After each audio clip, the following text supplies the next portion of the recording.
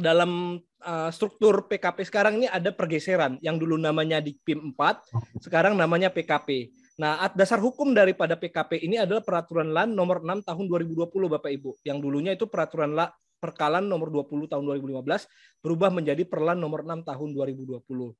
Dan namanya juga berubah menjadi Pelatihan Kepemimpinan Pengawas, bukan Dikpim 4 lagi. Nah, kemudian goalnya juga itu adalah kepemimpinan yang melayani.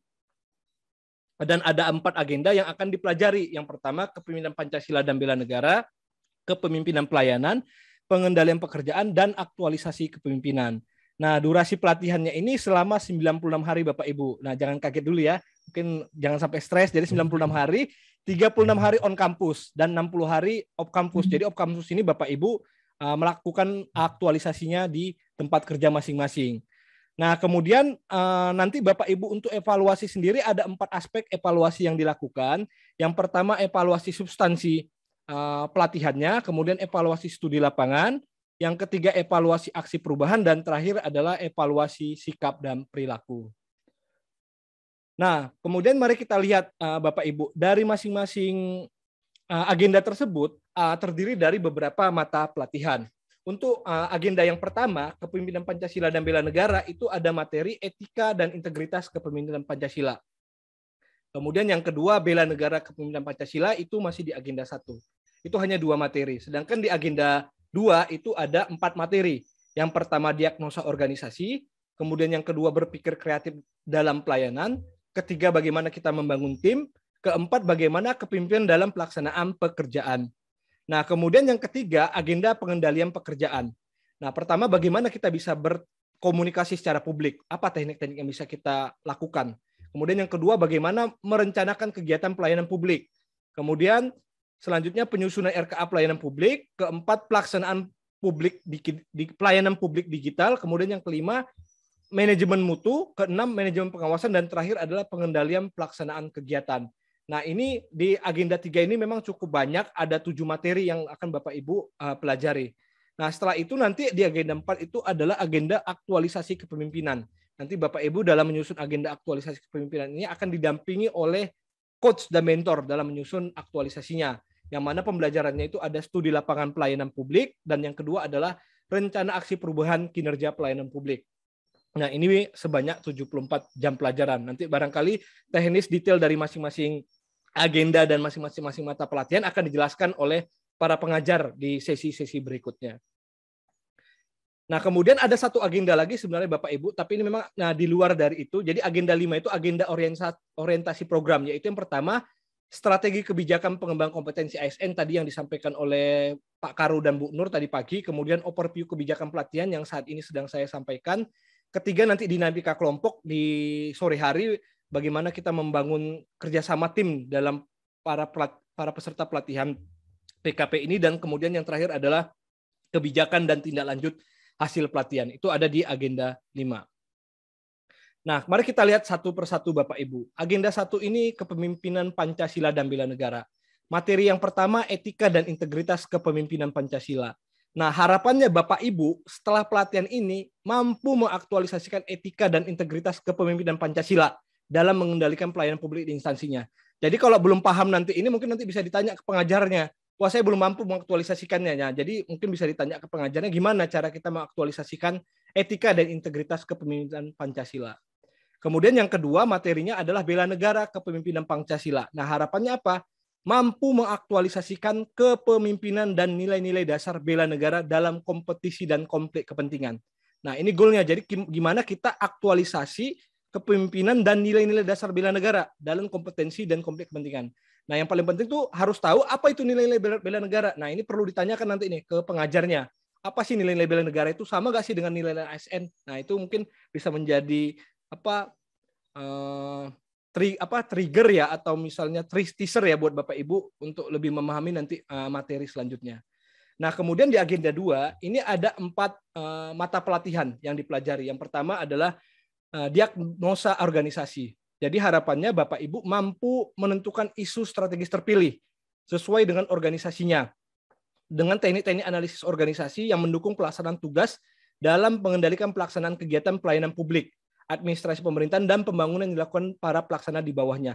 Jadi harapannya dengan Bapak Ibu bisa memahami cara memilih isu strategis, nanti dalam aktualisasi itu lebih gampang nanti memilih isu apa yang diangkat dalam aktualisasinya. Nah, itu poin-poin pentingnya di diagnosa organisasi.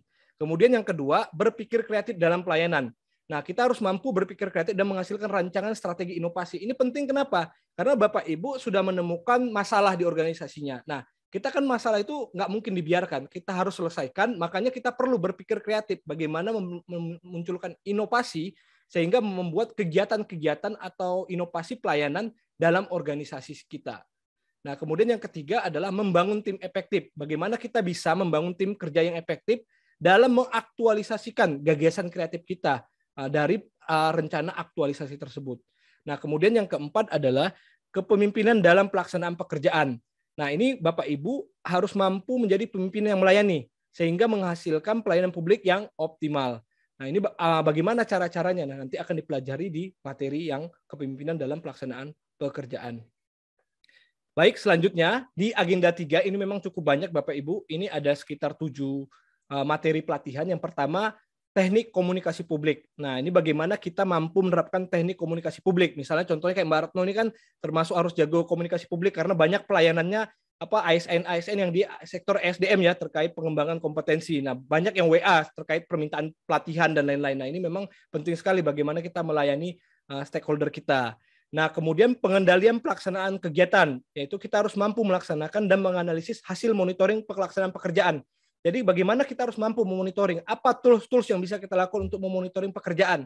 Nah, ini nanti di mata pelatihan ini akan di-share bagaimana kita bisa menganalisis dan mengendalikan pekerjaan tersebut.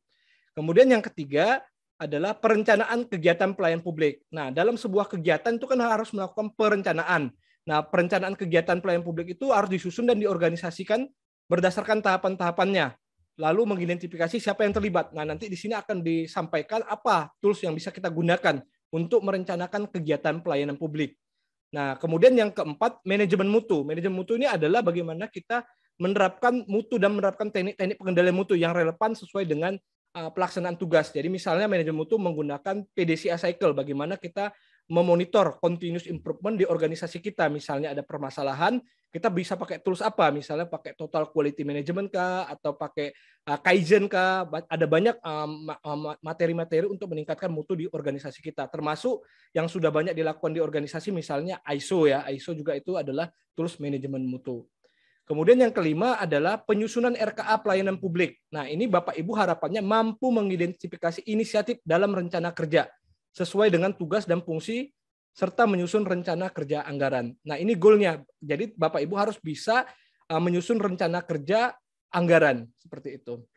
Nah, kemudian yang keenam adalah pelayanan publik digital. Bagaimana kita mampu menjelaskan konsep dan praktik pelayanan publik digital. Jadi nanti ini contoh-contohnya misalnya apa pelayanan yang bisa kita digitalisasi. Nah, itu nanti bisa belajar dari materi yang dijelaskan oleh pengajarnya pada materi ini. Nah, terakhir ini mungkin terkait manajemen pengawasan, bagaimana kita paham terkait konsepsi tentang manajemen pengawasan dan substansi pengawasan dalam kebijakan SPIP. Nah, barangkali Bapak Ibu yang sudah pengalaman ikut terlibat dalam SPIP bisa nanti sharing juga pengalamannya dalam pembelajaran materi ini. Jadi biar teman-teman yang lain yang mungkin belum pengalaman atau kurang berpengalaman bisa langsung mendapatkan best practice dari pengalaman yang Bapak Ibu sudah dapatkan dari materi manajemen dari pengalaman di SPIP. Nah, kemudian ini adalah agenda yang terakhir, yaitu agenda 4, yaitu aktualisasi kepemimpinan. Di mana materi yang pertama studi lapangan pelayanan publik, yang mana Bapak Ibu nanti mendapatkan lesson learn dan mengadaptasikan keunggulan dan strategi peningkatan pengawasan atau pengendalian pelaksanaan pelayanan publik sesuai lokusnya. Jadi nanti ini ada kayak seperti best practice atau benchmarking ke salah satu institusi yang dipilih nanti oleh PPSDM Aparatur dalam studi lapangan Bapak Ibu. Kemudian yang kedua adalah membuat aksi perubahan kinerja pelayanan publik. Nah, ini Bapak Ibu harus menjelaskan konsepsi pembelajaran aksi perubahan kinerja pelayanan publik dan melaksanakan setiap tahapan pembelajaran aksi perubahan kinerja pelayanan publik tersebut. Nah, jadi ini nanti mungkin seperti rancangan aktualisasi. Bapak Ibu mau ngapain sih di rancangan aktualisasinya, apa yang mau dilakukan perubahan di organisasinya. Makanya kita penting sekali diberikan framework terkait materi-materi di agenda 1, 2, dan 3, sehingga nanti di agenda 4 itu menjadi lebih mudah untuk kita menemukan isu atau permasalahan yang ada di organisasi kita. Dalam penyelenggaraan pelatihan PKP ini, Bapak Ibu, ini bisa diselenggarakan oleh LAN atau lembaga pelatihan yang terakreditasi. Nah, aparatur sendiri PPSDMA ini sudah terakreditasi oleh LAN tahun 2018 mendapatkan B, dan di tahun ini akan melaksanakan reakreditasi program PKP ini. Nah, untuk pelatihan PKP sendiri itu sebanyak 830 JP ya, atau setara dengan 96 hari yang seperti tadi saya jelaskan. Nah, selanjutnya skema daripada pelatihan ini nanti Bapak Ibu on campus sekarang melaksanakan 4 agenda, kemudian nanti akan off campus melakukan implementasi aksi perubahan. Nah, kemudian nanti setelah itu Bapak Ibu akan melakukan evaluasi aksi perubahan. Jadi apa aktualisasi yang sudah dilakukan terkait aksi perubahannya akan dievaluasi dalam seminar evaluasi aktualisasi. Nah, kemudian jika kita lihat ya dari agenda 1 itu nanti Bapak Ibu akan dievaluasi sikap perilakunya dalam 2 mata pelatihan ini. Kemudian di agenda 2 dan agenda 3 nanti digabung akan mengevaluasi substansi terkait pemahaman Bapak Ibu terhadap pelatihan tersebut. Kemudian dilanjutkan dengan studi lapangan, nanti akan dilakukan evaluasi studi lapangan dan langsung nanti lanjut ke merancang aksi perubahan. Nanti akan dievaluasi rancangan aksi perubahannya seperti apa, dan kemudian setelah itu Bapak Ibu akan off selama 60 hari untuk melaksanakan aksi perubahan. Setelah melakukan off 60 hari, nanti akan melakukan evaluasi aksi perubahan. Apa aksi yang sudah dilakukan itu nanti akan dipresentasikan di bulan Desember ya. Untuk tanggal nanti bisa lihat detail di jadwal Bapak Ibu sekalian.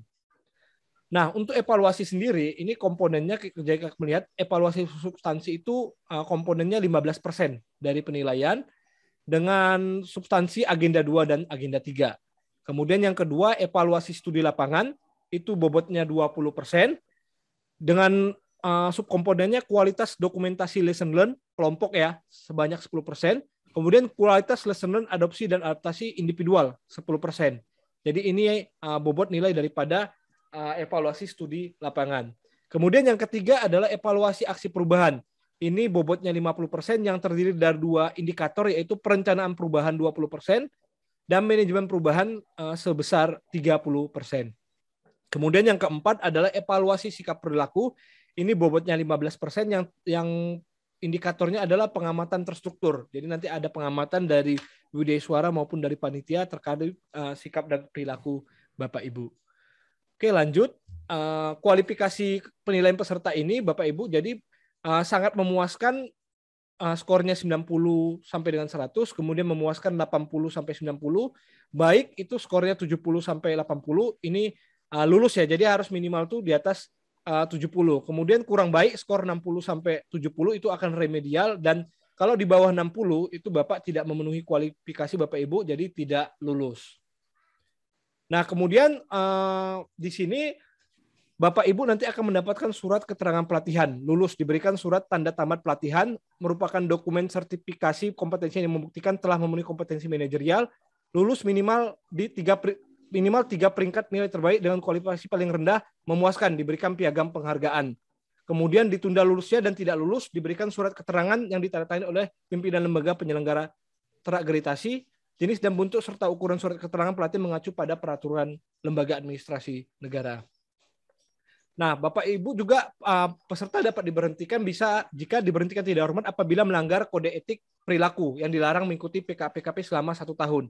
Ini punishment-nya. Kemudian diberhentikan apabila jumlah ketidakhadiran peserta dimaksud akumulatif paling rendah 20 JP atau 3 hari pelatihan. Jadi Bapak Ibu nggak boleh kurang dari ini tidak mengikuti pelatihan. Pengecualian atas pertimbangan yang dapat dibenarkan lembaga penyelenggara persetujuan tertulis dari LAN dapat memberikan jumlah ketidakhadiran peserta melebihi ketentuan apabila tugas dinas instansi yang tidak bisa diwakilkan dan diperkuat dengan pernyataan dari PPK, kemudian kejadian force majeure dengan batasan maksimal 6 hari pelatihan, dan terakhir adalah kepada yang bersangkutan diberikan tugas tambahan pada mata pelatihan yang ditinggalkan sebelum pelatihan berakhir.